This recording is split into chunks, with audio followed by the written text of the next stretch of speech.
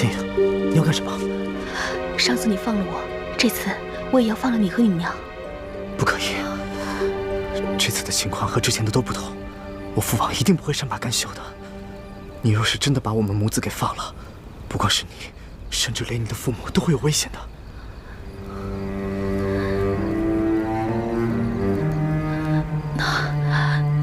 那我该怎么办啊？没事。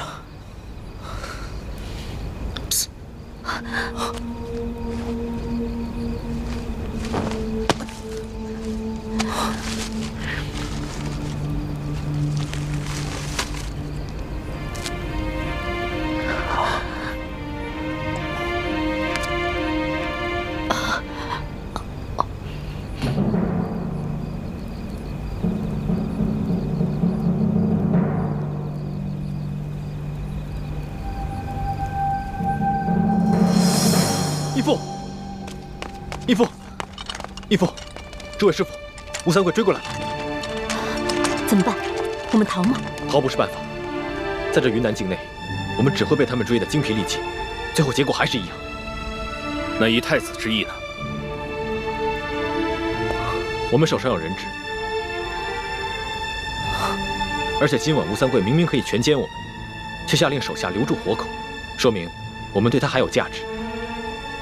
我们可以跟他谈判。很好，太子遇事不慌，处置得当。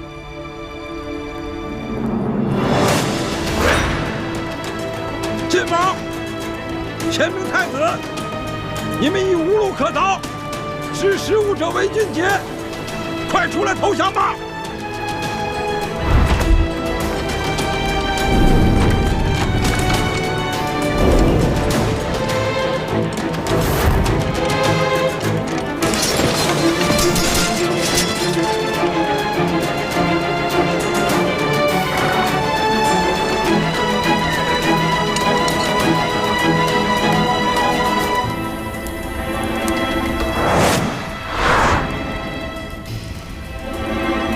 吴三桂，不讲信用！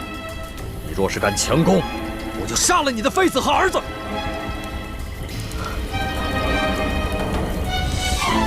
王爷，怎么办？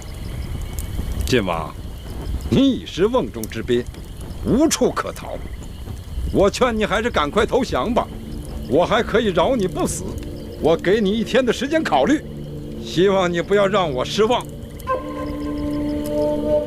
传令下去，距离此处100步之外，安营扎寨，听候本王的号令。卑职遵命。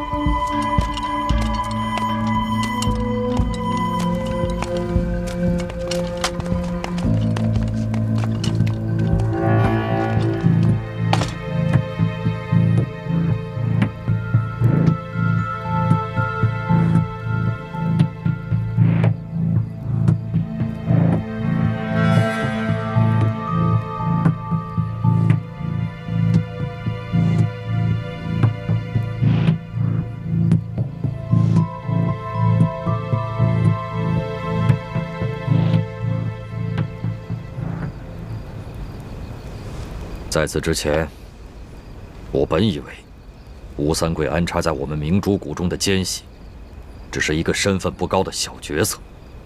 但如今看来，吴三桂不仅知道我儿子李建清就是大明王朝最后一个太子朱慈轩的机密，而且还对我等来到滇都以后的行动了如指掌。这就说明，这个内奸不仅仅已经进入了我们明珠谷的核心层，更在我们在座的9个人中间。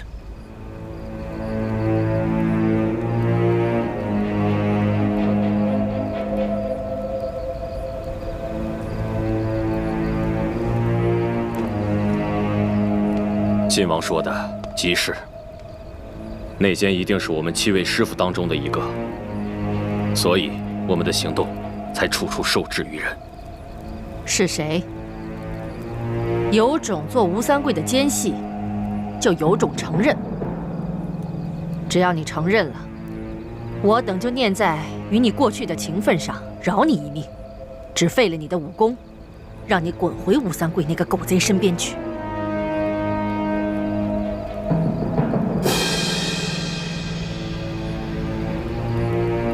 晋王，你心中可有怀疑对象？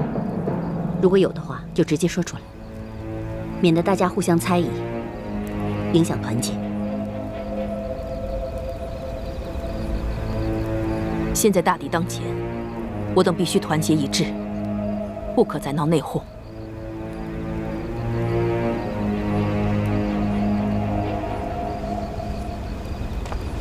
太子，你可有怀疑对象？除了义父，在座7个人当中，有5个是我尊敬的师长，还有2个是我从小一起长大的兄弟姐妹。我实在不知道该怀疑谁。不管怀疑谁，我的心里都十分愧疚，十分难过。我此刻的心情跟太子一样，不管此前知道鳌拜在我明珠谷中安插有奸细，还是这次来到滇都，得知吴三桂也在我明珠谷中安插有奸细，我都不忍心怀疑各位，因为我们都是10几年出生入死、肝胆相照的好兄弟。倩影跟默笙，更是同太子从小一块长大，情同手足。但是我也知道，这些年来，我们的大业进展得极为不顺利，缺乏经费，条件艰苦。有些人渐渐动摇了，有些人退出了，还有些人投敌叛变了。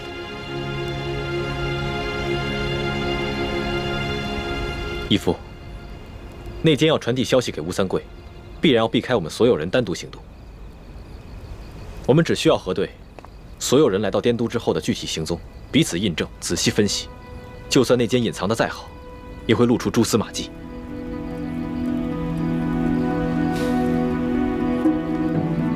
眼下也只好如此了。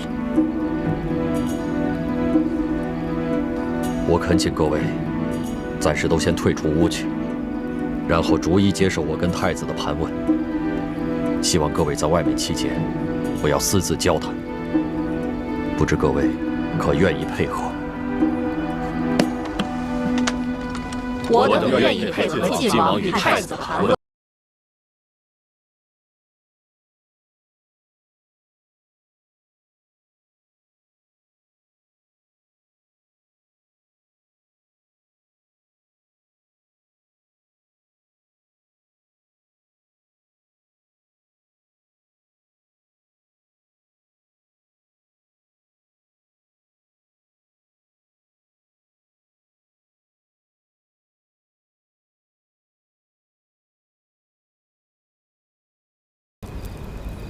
晋王、太子，眼下光复大明的大业，虽然进行得十分艰巨，而且很多人都开始动摇了，可是我们夫妇俩意志坚定，一心一意，只想光复大明，所以我们夫妇俩宁死都不会投降清廷，更不会被吴三桂这个大奸贼所利用。范兄，除了太子，在这个世界上，我最信任的人就是你了。当年我亲手射杀了我的发妻，是樊兄你冒死闯入了战场，把易欢救出来。你们把易欢带进了明珠谷，你和弟妹一同把易欢抚养到了7岁。易欢7岁之后，我虽然也到了明珠谷，可是我大半时间都在外奔波，没有尽到一个做父亲的责任。还是你们夫妻2人在一直细心地照料着易欢。甚至在你们的亲生女儿倩影跟奕欢同时遇到危险的时候，你夫妻二人先救的也是奕欢，致使倩影容颜被毁。这么多年来，他心中一直对你这个父亲有怨在心，你也对这个女儿十分的愧疚，而我也对你夫妻二人深感愧疚。义父说的是，二师父、三师父，你们为光复大明的大业鞠躬尽瘁，死而后已。你们和义父一样，都是我最信任的人。多谢太子，还有晋王对我们夫妇的信任。倩影这个孩子，从小在明珠谷长大，他不可能是内奸，但他对吴应琪情根深重，他容颜被毁，是他这辈子最大的隐痛，但却被吴应琪给治好了，而吴应琪又为他被父亲责打了50军棍，这很可能是吴氏父子使的苦肉计。倩影很可能中计，无意当中被吴应琪套了话。晋王，如果倩影真的是中了吴三桂父子的诡计而泄密的话，我们夫妇俩绝不会袒护，一切交给晋王处置。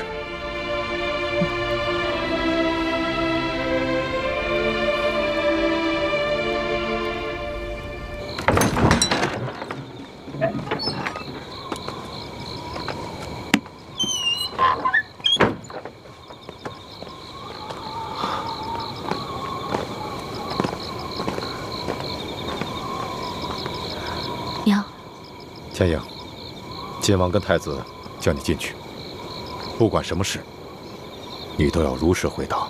我明白，我从未做过任何对不起大家的事儿，一定会对大师兄和晋王如实回答。去吧。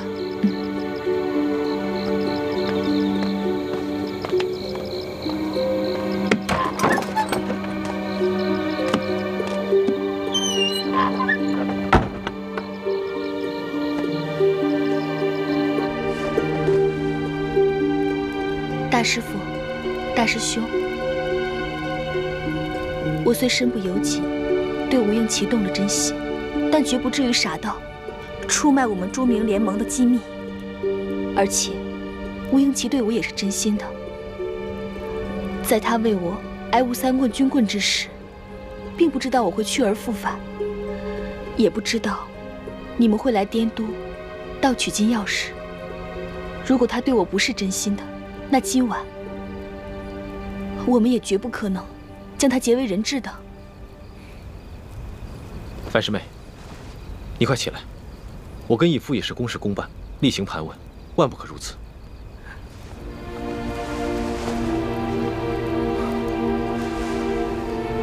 义父，樊师妹今夜跟吴应琪的情形，我们都看在眼里。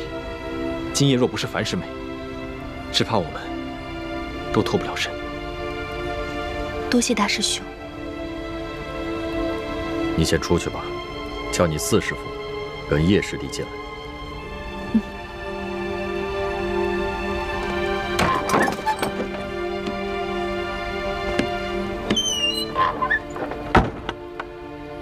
义父，我相信樊师妹。太子不必多言，此事关系重大，我不敢轻信任何人。我们必须抛开一切情感因素，尽快查出内奸。义父说的是我太感情用事了。四师父，叶师弟，太子和晋王让你们进去。我们走吧。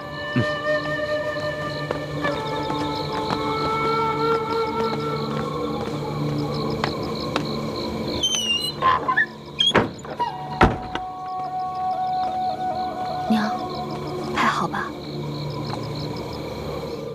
四师父、叶师弟，见谅了。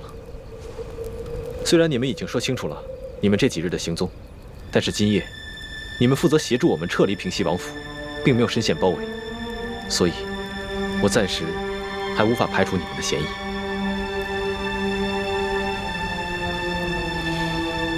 我们父子愿意接受晋王和太子进一步盘查，全力配合。多谢四师傅体谅，那就有劳二位先出去，帮我们叫武师傅进来。好。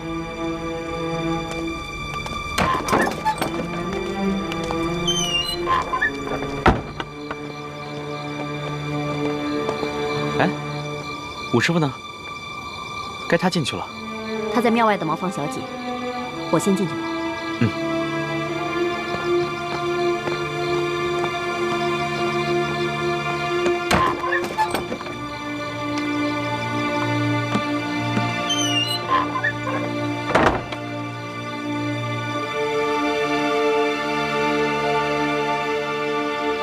六师傅，今夜在书房之中，若非你经验丰富，发现了我们未能及时发现的机关，只怕我们大家都已经丧命了。我本来不该怀疑你的，但此次滇都行动，你归队最晚，行踪也最为自由，所以你还是有嫌疑。我归队最晚的原因，是因为我去追杀裘贵了。如果让裘贵找到舒婉心，那么倾城的身份就会暴露。好，那就麻烦六师傅，把到滇都后的具体行踪都详细告诉我跟义父吧。好。那日我与你们会合之后，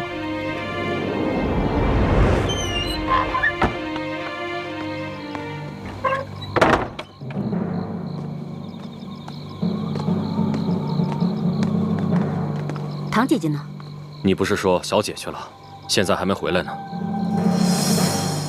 哎呀，身为女人就是可怜，想方便都不能方便。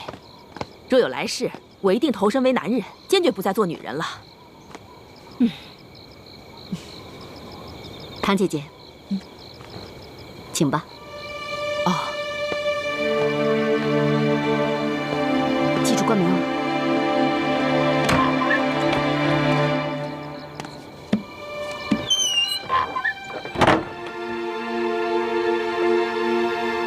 吴师傅，见谅。当日你留在书房之外，并没有进入书房经历机关之血，而且以你的身手，竟然会被吴三桂的护卫所伤，此事也较为可疑。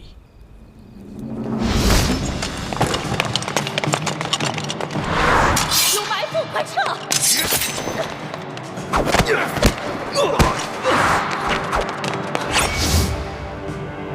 太子，晋王。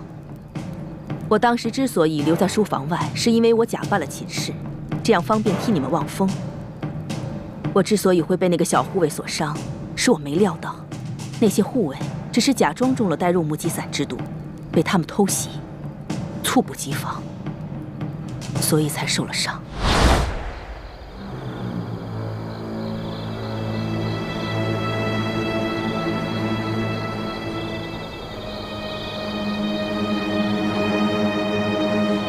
倩影，我怎么觉得有什么不对劲？远处好像隐隐有响动。吴师傅，您留在这儿，我去瞧瞧。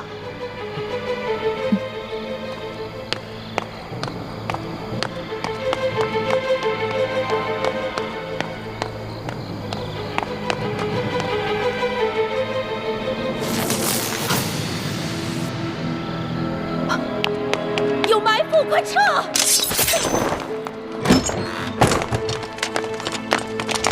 当时给那些护卫下丹若木鸡散之毒的是倩影和默生。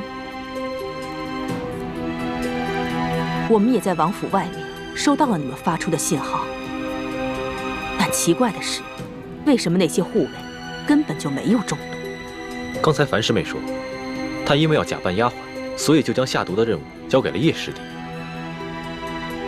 刚刚默生也说过，他把倩影给他的毒下到了护卫们的茶中，是他亲眼看到护卫把茶喝下去，但他也不知道为什么护卫们没有中毒。那些护卫不但没有中毒，反而假装成了中毒的样子，诱使你们进了书房。他们本想借助书房的机关擒住你们，这样他们也就省去了许多麻烦。但没料到的是，你们居然能够突破书房的机关，拿到钥匙，全身而退。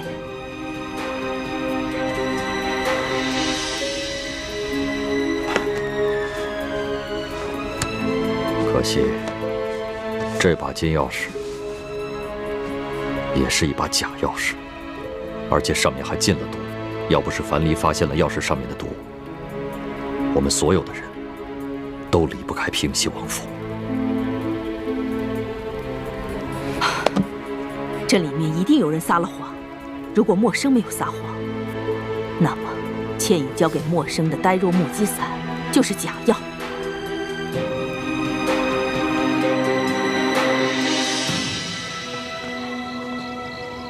倩影，你再进来一下。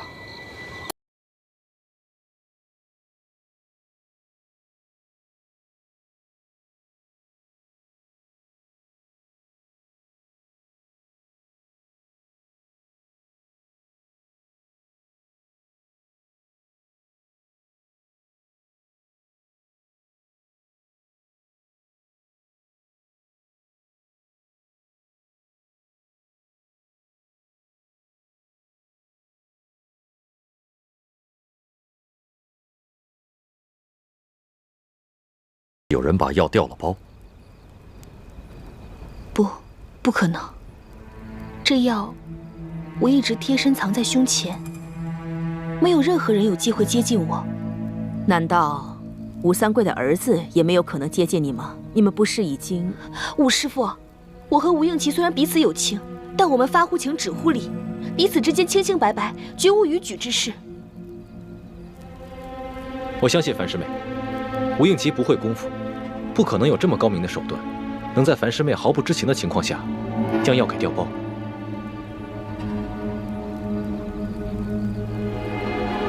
如果吴应奇没有可能，那平西王侧妃秦氏有没有可能调了包？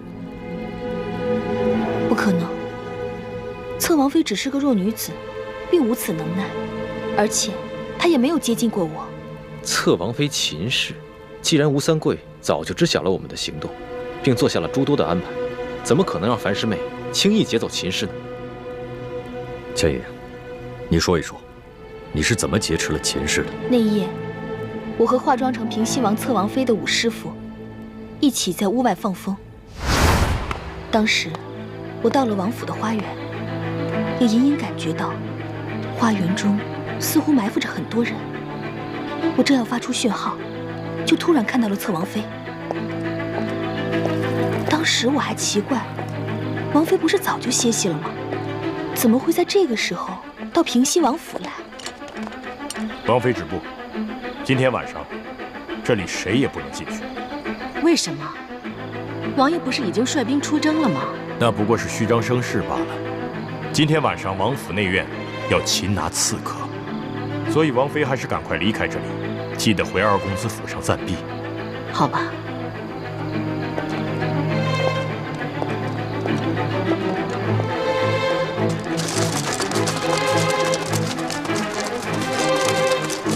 我当时意识到情况有变，我们很可能中了埋伏，就悄悄尾随侧王妃。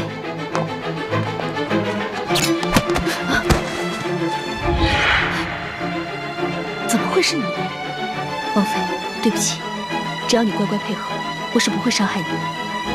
我劫持了秦氏，突然听到从书房传来打斗声，于是就带着秦氏和你们接应。平时秦氏都住在吴应奇的府上，今天这突然来到平西王府，可能他们都疏忽了，就没有派人专门保护侧王妃。既然这秦氏平时都住在吴应奇的府上，怎么会在今晚去了王府呢？这我就不知道了。但是，不管是什么原因，秦氏都不可能知情，也没有机会调包。如果默笙真的把药下到了护卫的茶中，那还有一种可能，就是吴三桂有呆若木鸡散的解药。樊师妹，这呆若木鸡散的解药，除了你爹，还有谁有？这药，我爹和我娘都有解药，可是4师傅和5师傅都有机会接近我爹，6师傅又和我娘关系甚好，所以他们都有可能从我爹和我娘手中偷走解药。樊师妹，那你先出去吧，我和义父还要继续跟武师傅谈谈。嗯。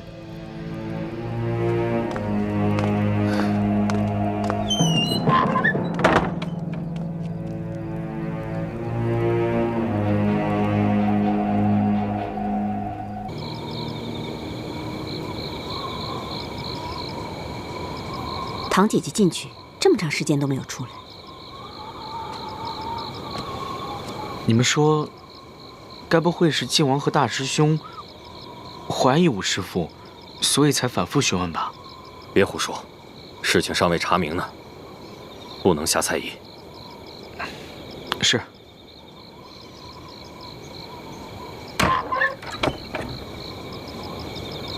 你们所有人都进来说话吧。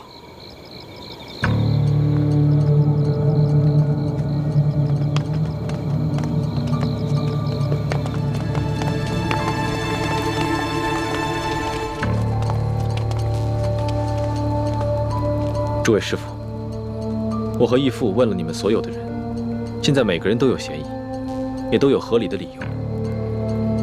我实在不知道该如何分辨。你们都是我最亲近的人，如果弄错了，冤枉了人，我这心里……不仅太子，就连我，也是左思右想，难以决断。在此，我只想告诉这个人，不管你是谁，我相信你对我还是有些感情的。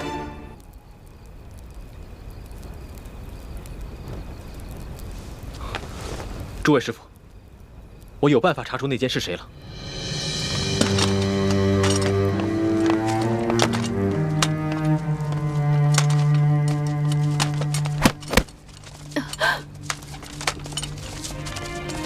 二位这一觉睡得好生安逸。我问你们，可知道内奸是谁？什么内奸？你少装傻！这么大的事情，你爹不可能不告诉你。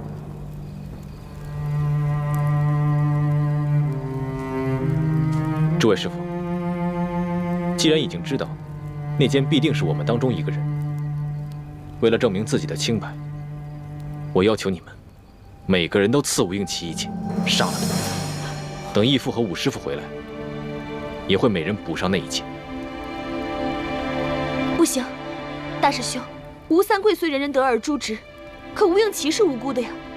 他不仅没有做错任何事情，还救了我们的命。是，他的确没做错什么。但谁让他是吴三桂的儿子，这就是最大的错。怎么，你下不去手吗？难道你已经为情所困，不惜变节投敌了吗？你怎么变得如此冷血残暴？为了光复大明的大业，我只能不择手段了。查不出这内奸是谁，后患无穷。我同意太子的提议。若是吴三桂的内奸，他一定不敢杀了他的小主子。谁下不了手，谁就是内奸。我也同意。大师兄，你这么做的目的，无非是想查出内奸。可如果此时内奸也狠下心来捅上一剑，那吴应奇不是白白冤死了吗？那吴应奇也不会白死，我会把他的尸身送给吴三桂，告诉他，杀死他儿子的，他精心培养的内奸也有份儿。就算这个内奸可以替自己辩说自己是被迫刺的内奸，吴三桂也不可能放过他。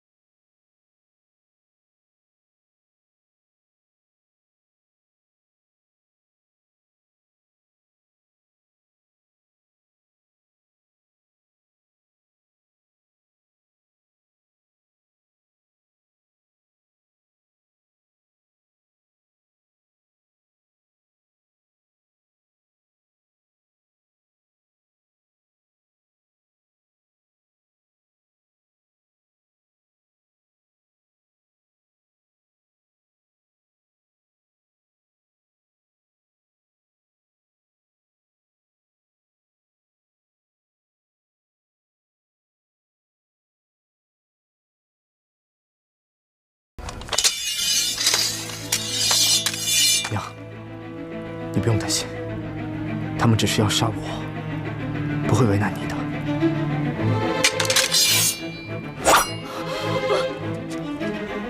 吴应奇，再给你最后一次机会，你要是再不说出这内奸是谁的话，我就杀了你。我真的不知道谁是内奸，我也从来不参与我父王之事。你们要杀我，可以，但我有一个条件：杀了我之后，马上把我的尸身送给我父王。千万不要让倩影看见。好一个情种，我这就成全你。住手！我知道内奸是谁。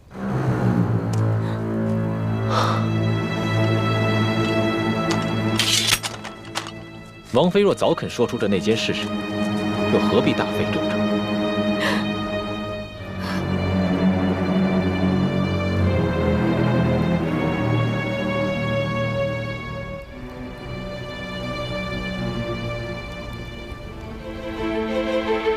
这个内奸果然厉害，到现在为止，仍然不动声色。王妃，说吧，这内奸是谁？我肯说出内奸是谁，是为了保全我儿子的性命。可是你们一个个凶神恶煞，不讲信用，在你们这些人当中，我只信任晋王，只有晋王回来，我要他发誓，确保我母子平安，我才肯说。义父跟武师傅去勘察敌情了，1个时辰之后便会回来。到时候，你要敢耍什么花样的话，你儿子照样活不了。我就这么一个儿子，我虽然平时不干政，但是王爷他非常宠爱我，他处理军政大事从来不避讳我，所以我当然知道内奸是谁。那就好，我也不想杀了你儿子，让我师妹恨我一辈子。只要你说出这内奸是谁，我和义父定会保你们母子平安。好，一言为定。但我还是要求你们给我们整理出一间厢房，我要为我儿子上药。上药在这里上就好了，收拾什么厢房？我儿子不仅手上有伤，臀上也有伤，那可是为了你女儿爱的50军棍。再说，我儿子好歹也贵为平西王府的2公子，岂能在这么多人眼皮子底下脱衣上药？三师傅，这么小的要求，答应了也无妨。正好院子左侧有几处厢房，你去挑一间整齐一点的，给你儿子上药吧。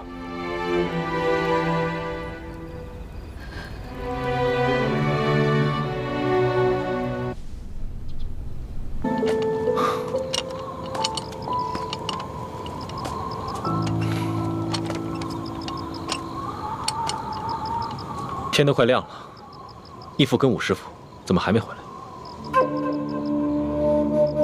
大师兄，秦氏执意要等大师傅和武师傅回来才肯说出内奸是谁，会不会他想指认的凶手就是武师傅？混账！不许妄言！叶师弟不必着急，过不了多久，真相自然就大白了。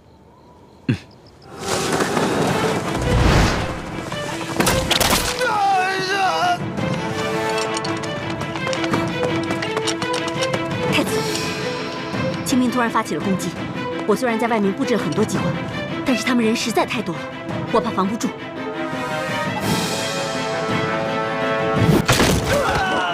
上面！给我上！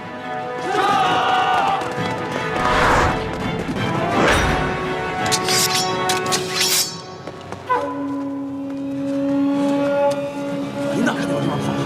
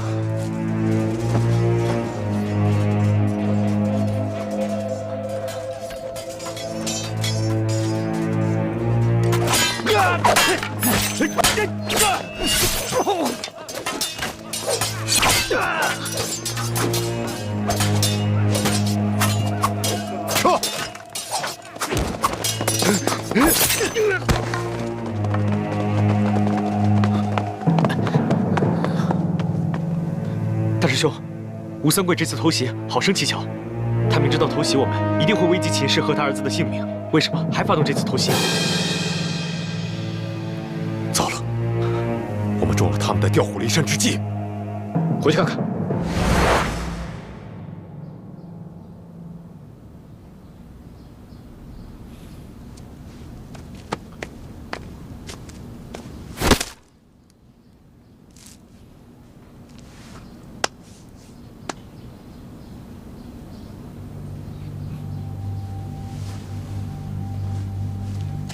他是中了呆若木鸡散。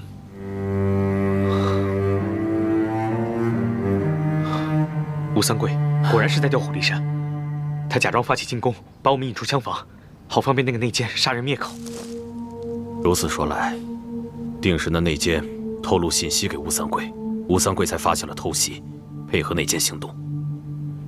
昨夜在王府遇险之时，吴三桂曾狠心想杀了王妃，后来吴应奇成了我们的人质，吴三桂才放我们走。看来吴三桂心中，女人终究比不过儿子，所以那个内奸不敢动吴应奇，只敢杀了王妃灭口。可是，是谁有机会可以向吴三桂通风报信，又可以对王妃痛下杀手？当时，清兵从四面八方扑来，大伙都在奋力抗敌，没有人顾及到其他人的行踪。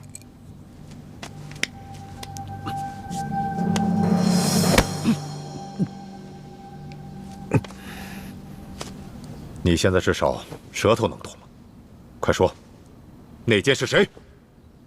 我不知道。不知道？你爹，吴应奇他很爱他娘亲，若他真知道内奸是谁，肯定恨不得亲手杀了他。内奸把你娘给杀了，你娘为了保护你，给灭口了，你还袒护那个内奸？难道你像你爹那样冷血无情吗？我真的不知道。当时我娘给了我一杯水，我喝完之后就全身无法动弹。由于我臀部有伤，所以只能侧卧背对着我娘。然后我就听见外面有嘈杂声，好像是厮杀声。接着房顶上就有声响了，好像是有一个人跳下来了。之后我娘就趴在我身上，我想问也问不出来，然而我的身体又动弹不了，我真的不知道是谁。刚才清兵偷袭的时候，大家都出去御敌，我因为腿上有伤，所以只能留下来守护他们母子。我当时也听到屋顶上有响动，但是却无法分身进屋查看。想来就是在那个时候，内奸由屋顶进入，杀了王妃。这个内奸为了方便行动，不想让吴应奇认出他是谁，所以先在秦氏的水中下了呆若木鸡散。此前呆若木鸡散的解药已经泄露，这就再次证明，这个内奸是我们最亲近、最可信的人，也就在我们这几个人之中。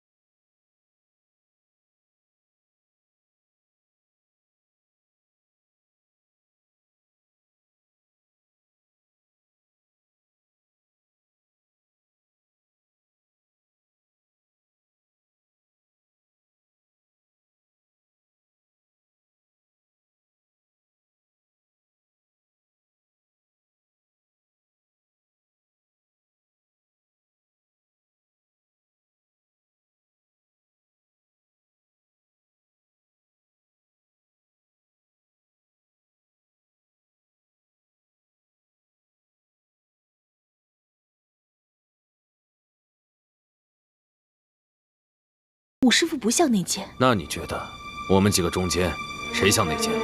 内奸的脸上又没有写字，何以是的？我也不想怀疑是他，可是偏偏他不见了，我也不得不怀疑是他了。不，内奸不可能是武师傅。为什么？你那么相信他？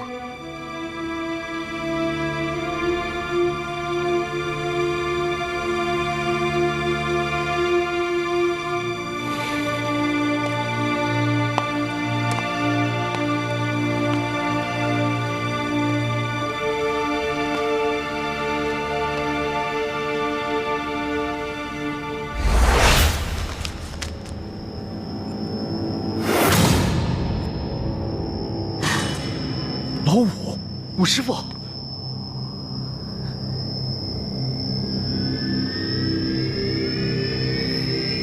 这是我和义父，还有五师傅，为了查出内奸而设下的引蛇出洞之计。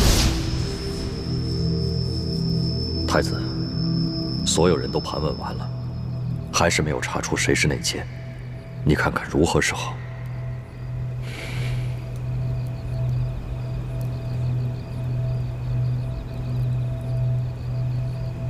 义父，我有一计，可以引得内奸现身，但是需要五师傅配合。何计？义父，你看，若让五师傅假扮秦氏，足可以以假乱真。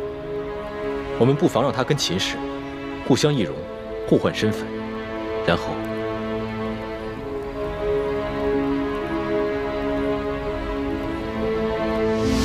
你们进来的时候，你们看到的王妃就已经是五师傅假扮的了。当时王妃为了保护吴应奇，也答应配合。只是她虽然假扮成了五师傅的模样，言谈举止还是容易露出破绽，所以义父才借口要出去勘察敌情，把王妃带出了大殿。大家也都累了，都休息吧。我跟五妹也去查探一下吴三桂的动静。五妹，走。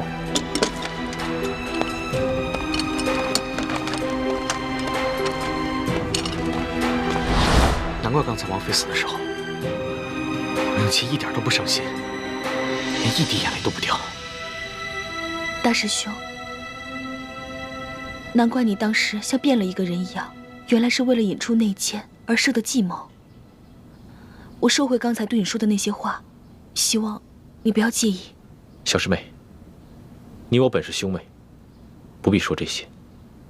只是我没想到，我的计谋竟然害得吴师傅丧命。大师兄，你也别太难过了。我们大家谁也不会想到，吴师傅竟然中了呆若木鸡散，以至于连还手的能力都丧失了。这也是我想不通的地方。内奸要对付秦氏这个手无缚鸡之力的人，难道还用得着下呆若木鸡散吗？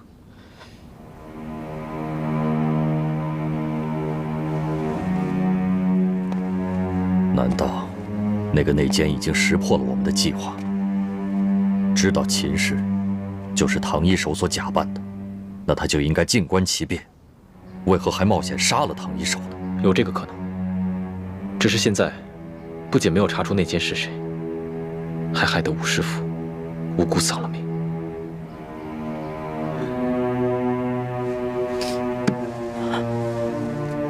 靖王，那现在我娘身在何处啊？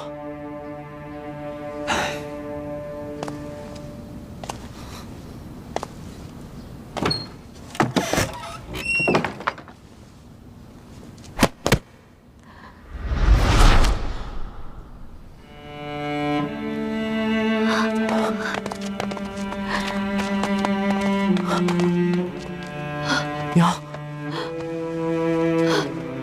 晴儿。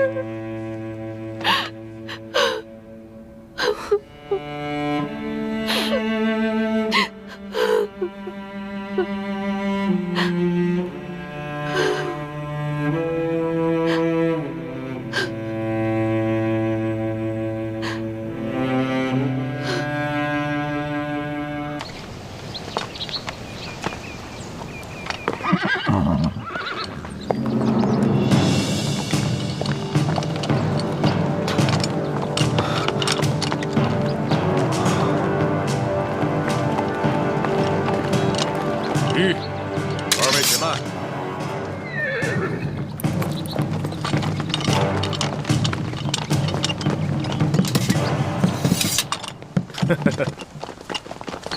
二位，你们已经在这破庙里困了一夜了吧？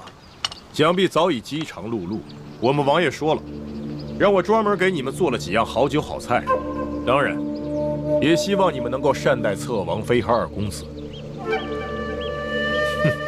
去，去。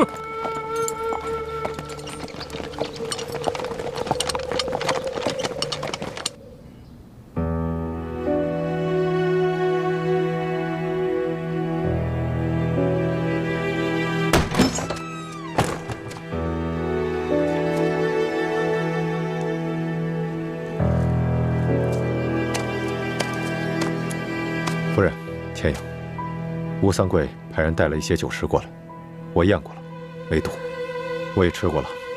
你们过去吃点吧，这里我来守着。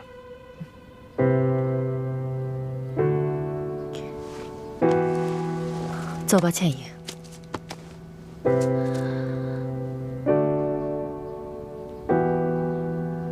倩影，你先自己去吃一些，然后再给他们带回来。虽然我跟他们是不共戴天的仇人，不过我们也没有必要虐待他们母子。走吧。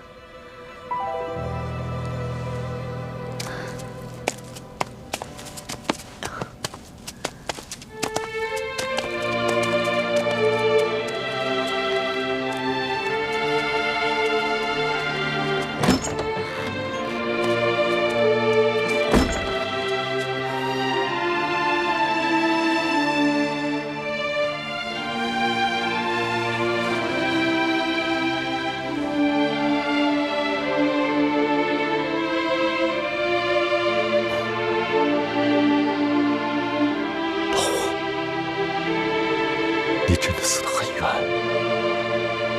那剑偷了我的带入木击伞，先把你毒倒，要不然依你的无辜，就不可能把你一刀毙命。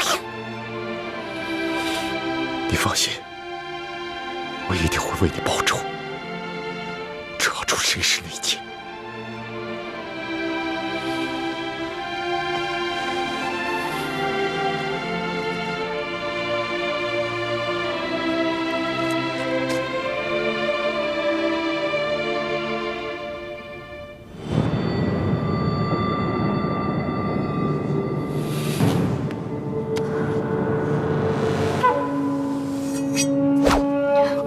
范先生，你要做什么？你这个小狗贼，用冰肌血肤膏把我的女儿骗得如此死心塌地。今天不把你杀了，我女儿这辈子一定会毁在你的手上。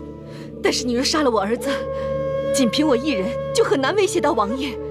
那有何难？虽然唐一手已经死了，可他易容变生的绝技，太子他们都已经得到真传了。我只需要把默生易容成你的儿子，就能骗过吴三桂。范先生，你若是就这么把我给杀了，倩影一定会恨您一辈子的。我情愿他恨我一辈子，也不想让他后悔一辈子。受死吧！住手，樊先生，我有重要的机密之事要告诉你。娘，你现在就要说了吗？若再不说，你就没命了。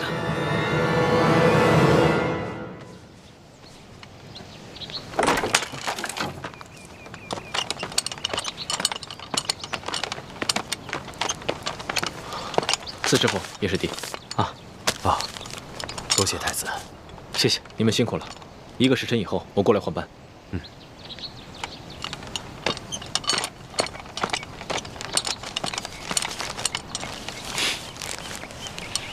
给。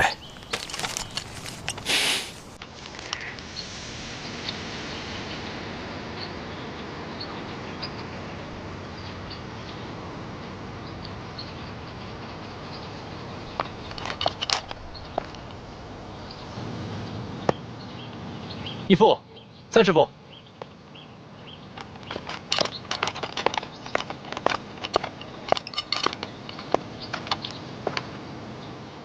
你们怎么这么看着我？你们的眼神好奇怪啊！没有，我们只是在商量该如何脱身。太子，你先进去大殿用点膳食，我跟你三师傅去守着秦氏母子。好。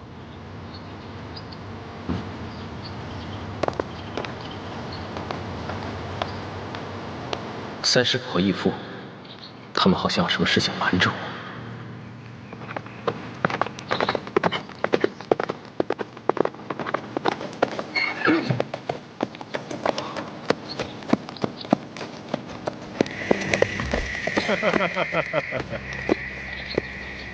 你来做什么？我们平西王给你们晋王写了一封信。撤！撤！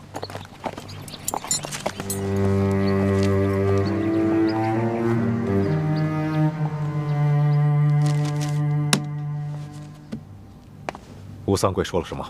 吴三桂说他有要事与我相商，诚心要我过去赴宴。靖王，你不能去，要谈在我们这里谈，你不能去他军营。无妨，吴三桂的侧妃还有他的儿子都在我们的手里，他不敢把我怎么样。就算他是鸿门宴，我也去定了。吴三桂为而不恭，所以有吩咐手下不可杀了我们，要活的，显然是另有企图。所以义父此去，应该不会有性命之忧。太子，你果然机敏过人，乃我李定国之幸。他若日后太子也能够胸怀若海，不计较个人得失，那就更是我大明之幸了。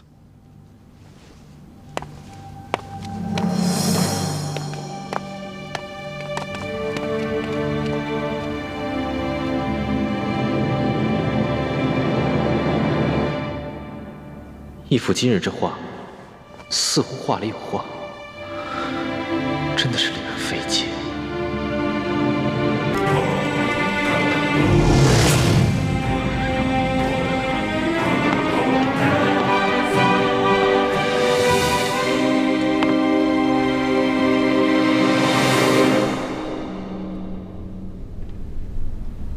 郡王，我就不和你兜圈子了。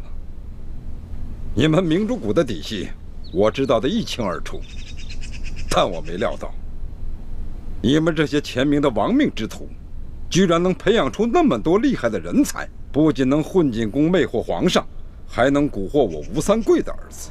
我也没有料到，你居然派奸细安插在我明珠谷，而且还进入了朱明联盟的最高层。但是我想不明白，你既然知道我们那么多秘密，为何不上报朝廷？为何不派兵剿灭我们？这就是我为何对你们为而不恭，并且把你请进我的营中做客的原因了。愿闻其详。很简单，我之所以留着你们，就是因为我对大清朝廷不放心。我知道，终有一天，他们自以为江山坐稳了，就会对我们这些归降藩王开刀了。我必须留着你们这些反清力量来牵制大清朝廷。一旦时机成熟，我还可以与你们合作。如何合作？2种方式。我不坏你的事，你也别坏我的事，大家井水不犯河水。那第二呢？就是你我冰释前嫌，结为盟友，将来一起起兵反叛，打下天下后，你我分国而治。你在中原恢复你的大明国号，而我割据云贵川两广湖南湖北建国大周。如此天下虽然分了朱吴两姓，但它仍是你我的天下。如果2种方式我都不答应很简单，我只需要一道密奏，将你们的一切秘密告知康熙小儿。到时候我们两败俱伤，我建不了周，你也复不了明，反倒让大清朝廷渔翁得利。你愿意吗？我当然不愿意。但你吴三桂杀死了永历帝，是大明最大的罪人，我怎么能与你合作？我那也是形势所逼。大清朝廷对我疑心那么重，我不亲手杀了永历帝以表忠心，就会被多尔衮干掉，不然我怎么能保得下这么大一份实力呢？你我都是将领，咱们先联手把这江山夺回来，咱们自己的矛盾再自己解决，如何？吴三桂，你当年逼着我亲手杀死我结发多年的妻子，如果我跟你合作，你放心得下？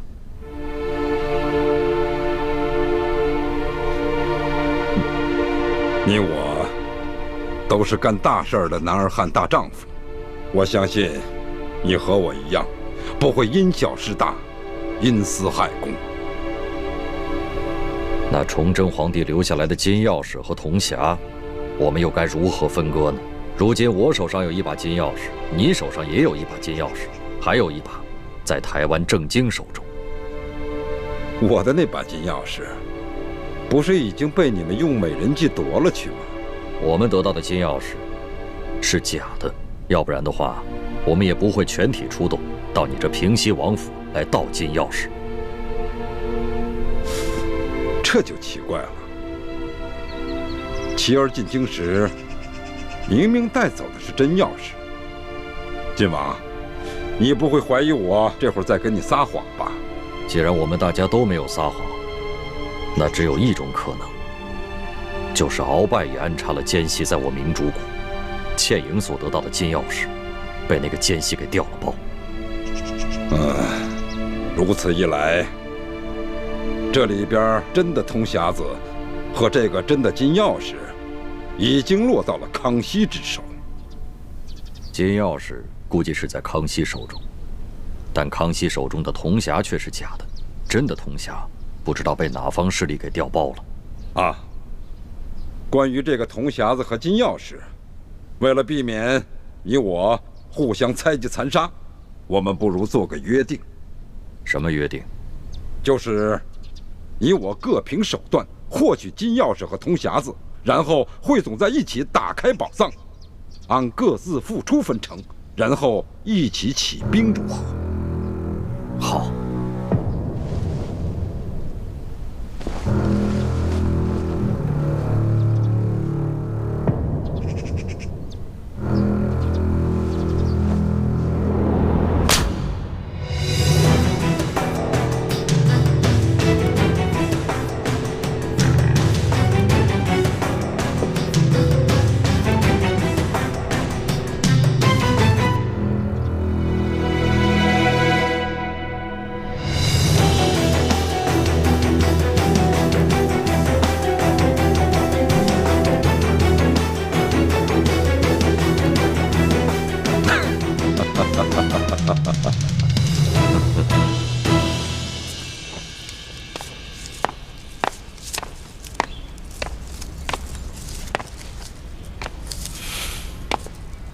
你小子给我听着，如果晋王被你家老子杀了，我就把你剁成18块喂狗。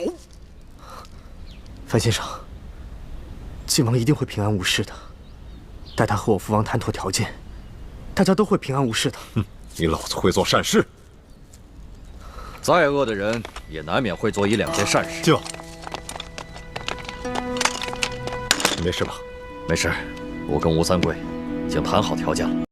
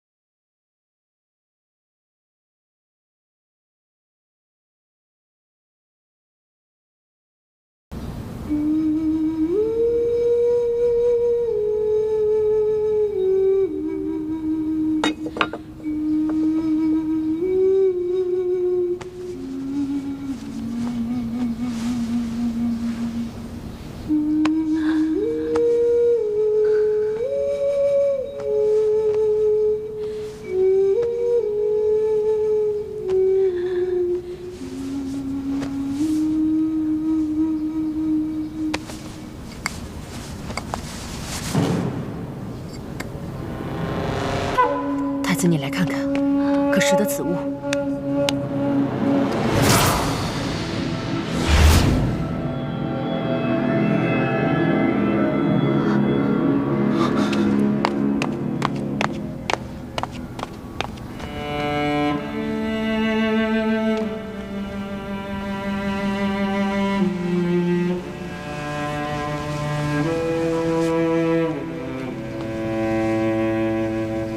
义父，义父，诸位师傅，这是从武师傅身上发现的。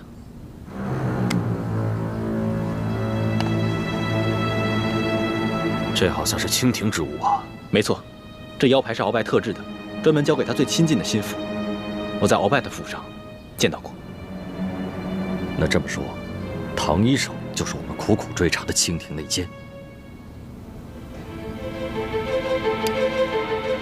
如果他不是内奸，那他怎么会有鳌拜的亲信才有的腰牌？万幸，他阴差阳错的被吴三桂的奸细所杀。难怪小师妹那日在鳌拜府与那内奸交手，那内奸却手下留情，没有伤害他。如此看来，当初的那个内奸一定就是武师傅。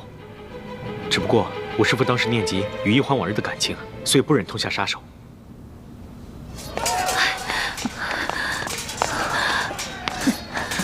各位师傅，吴三桂又进宫了。不要紧，吴三桂的军中有朝廷的耳目，他们如果就这样把我们放了，他怕朝廷会怀疑他们，剿灭我们这些乱党不利，所以他就命令他的手下虚张声势，从东南西三面围攻我们。我们现在把秦氏和吴应期留下，从北面突围。晋王，怎么了？就这么把秦氏和吴应期给放了？这也是我和吴三桂谈好的条件之一。剑影、默生，你们两个继续留在滇都。啊？我为什么还要留在滇都啊？虽然我们跟吴三桂结盟了，但是这个人阴险狡诈，不可相信。你们两个留下，监视他的一举一动。可是，我爹不会同意的。既然晋王如此安排了，自有他的道理，爹怎么会反对呢？爹，你不是说再也不允许我跟吴应期接触吗？爹相信你会有分寸的，而且我们都应以大局为重，一切听从晋王的安排。谢谢爹的信任。奇怪，三师傅对倩影和吴应期之事，怎么突然转变了态度？义父和三师傅的言行都有些反常，他们一定是有什么事瞒着我们。那个大师傅，我不想留在滇都，我想跟着大师兄一起去京城。臭小子，还想挨揍是不是？跟你说过多少次了，别胡思乱想，一切以大局为重，再胡思乱想，信不信我宰了你？义父，那武师傅的遗体该怎么处置？他不是你武师傅，他是内奸。放一把火，把他的尸体还有厢房一起烧掉。义父，武师傅虽然是朝廷的奸细，但从小对我也有养育教导之恩。如今他人也死了，也算是遭到了恶报，还是让他入土为安吧。太子如此仁义，我相信将来你一定会以大局为重，会以天下苍生为重。义父这是怎么了？似乎总是话里有话，他又为何要看着吴应期说这番话？义父一定是有什么事瞒着我。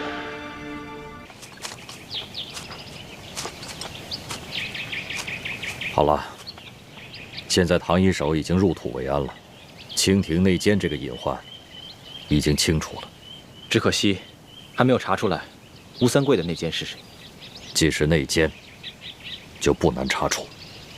现在嫌疑范围已经缩小到寥寥数人，我相信他早晚会露出蛛丝马迹，我们一定能把那个内奸给揪出来。义父，那我先回京城，向康熙复命去了。好，我们等一会儿也要回明珠谷，刚好还可以同行一段路。晋王太子，我就不回明珠谷了，我要赶回山西追杀裘鬼，就此别过了。六师傅，那你自己多加小心，等完成了任务，赶紧回京城吧。京城还需要你的照应。放心吧，等我杀了裘贵，解了倾城的后顾之忧，我就立刻回到紫禁城。好，告辞。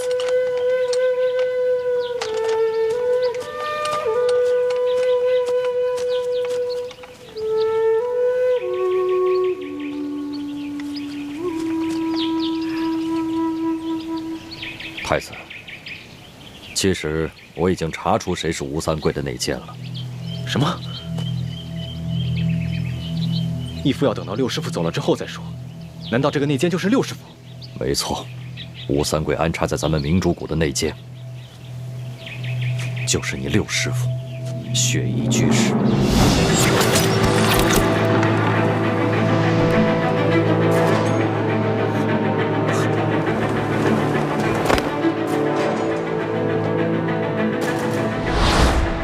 门主，你怎么会来明珠谷？如今已经没有梅花门了，我梅花门上下200多人，现在除了我雪衣居士，还有我的徒儿雪倾城，其他人都被清兵给杀死了。义父，郑急却走了，千万别冤枉了六师傅。太子，这可是秦氏亲口告诉我跟晋王的。受死吧！住手！樊先生，我有重要的机密之事要告诉你。娘，你现在就要说了吗？若再不说，你就没命了。说，什么机密？休想拖延时间，不然我杀了他！我知道那奸是谁。是谁？但我要等到晋王回来，确保我母子的安全，我才能说。当时我是铁了心要杀吴应奇的，秦氏为了救他儿子的性命，被迫决定说出内奸是谁。当时我觉得事关重大，所以就悄悄地把晋王叫了回来。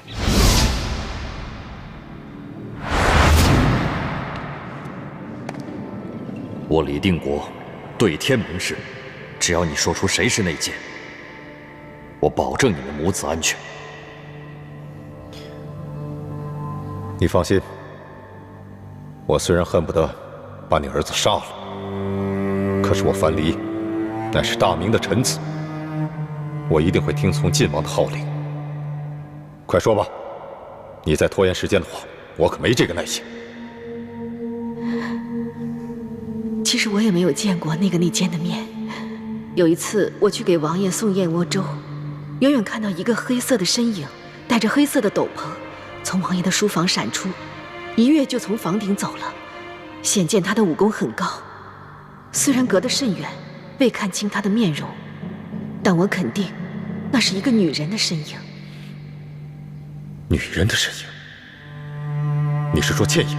当然不是。倩影与我齐儿认识不过数月，但那内奸已向王爷传递了多年消息。既是女人，武功又极高，还向吴三桂多年传递消息，那在我们几个人中间，值得怀疑的人，只有樊夫人、唐一手，还有雪衣居士。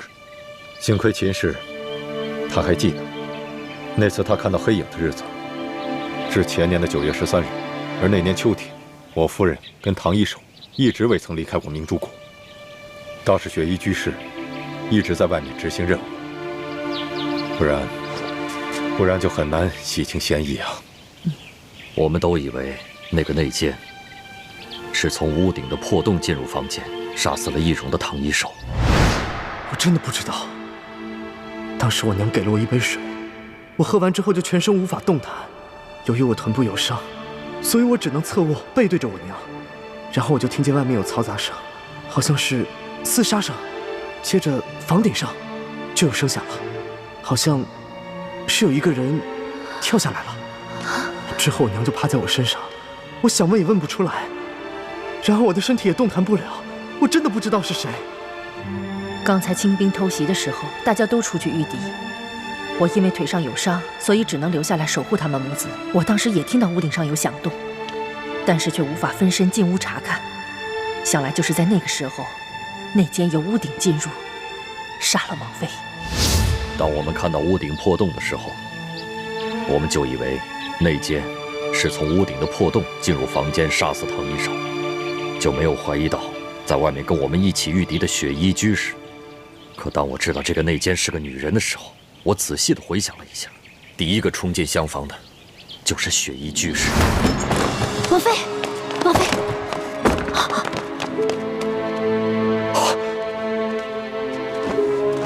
我们当时都以为唐一手已经遇害，只是雪衣居士发现了他的尸首。但是很有可能的是，唐一手中了呆若木鸡散，不能动弹，而雪衣居士也假装发现唐一手被害，抢在我跟樊夫人之前，第一个冲进了厢房，在翻过他身体的那一刻，把匕首插进了他的胸口。王妃，而且雪衣居士也有机会从我和樊离这儿拿到呆若木鸡散，下到唐一手和吴应奇的茶中，毒倒二人。晋王分析的不错，这些年雪衣居士经常单独出谷行动，其实就是向吴三桂通风报信。这一次，他又假借去山西追杀穷贵，悄悄地潜入滇都，把倩影和陌生的身份泄露给了吴三桂。什么人竟敢闯平西王府？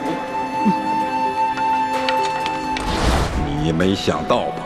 一路上与你朝夕相处的叶倩影和叶默生都是朱明联盟的奸细，他二人根本不是兄妹，而是师姐弟。叶倩影本姓樊，应该叫樊倩影，他爹就是前明御医樊离。他们与你的相遇根本不是巧合，更不是你和一个女人一见钟情的艳遇。当我们正在庙中商议行动计划的时候，雪衣居士在装作从山西风尘仆仆赶来的样子，其实他当时正在滇都的平西王府中。这么多年了，这可是我们这6位师傅初次集体行动，我岂能错过？裘贵呢？他很是狡猾，居然找了几路替身来掩护自己。我本想着继续追查他的行踪，却接到了你的飞鸽传书，所以我就委托山西牛角寨的盟友们帮我继续追杀他，而我就赶来滇都与你们会合。四师傅说的是，还有一点，昨夜我和义父盘问了所有人来到滇都之后的行踪，当时没有发现谁有破绽，但我现在突然想起一个细节，那日我和6师傅在一处茶楼上观察平西王府的动静。你慢用。哎，小二，啊，我要的是陈年的普洱茶，你为什么给我上今年的？看着汤色就能看得出来，给我换。好嘞，马上给你换，马上给你换啊。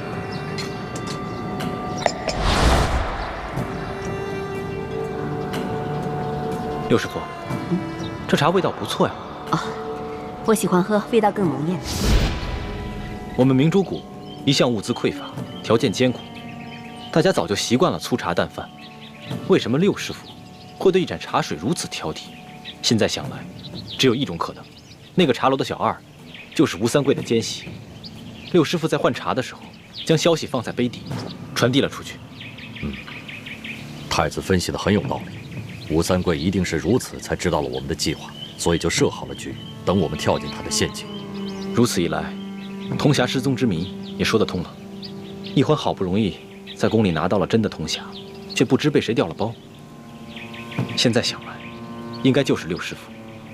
所以这铜匣现在应该还在吴三桂手上，他手上还有一把金钥匙。不要紧，吴三桂虽然拿到了真的铜匣，但他手上那把金钥匙也被人调了包。义父怎么确定吴三桂手上的金钥匙是假的？我想来想去，倩影从吴应奇那儿拿到的金钥匙应该是真的。交由你之后，再由你带到京城，直到我们几个师傅到京城跟你会合，唐一手一定是趁这个时候把金钥匙从你身上调了包。这把金钥匙是假的。看来只有这个可能了。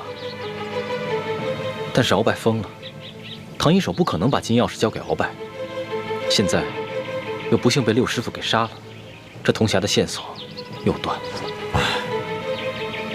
也只能盼望天佑我大明能够有奇迹发生，否则找不到金钥匙，打不开铜匣，就拿不到宝藏的地图，我们光复大明的大业就更加艰难了。想不到5师傅跟6师傅，一个是鳌拜的奸细，一个是吴三桂的奸细，他们还在我明珠谷潜伏了那么久。